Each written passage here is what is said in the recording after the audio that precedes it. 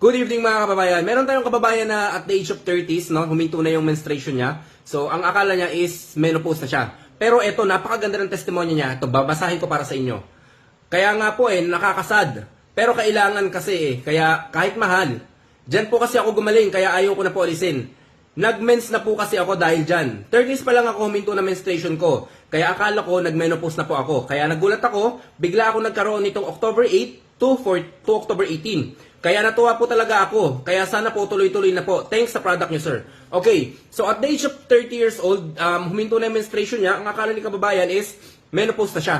Pero nung nag-take siya, isipin niyo October 14 hanggang October 18, okay na, nagkaroon na siya ng menstruation. Mga kababayan, sa mga kababayan dyan na may mga sakit sa matres, may mga bukol, o kung anong mga cyst dyan, may mga polyps, and then merong PCOS, subukan nyo ang Lunas. Subukan nyo ang Acid Guard. Sa mga kababayan natin may mga lung cancer, mga lung failure, kidney failure, may mga failure sa liver. Subukan nyo naman ang H2 natin. At the same time, meron kayong Acid Guard.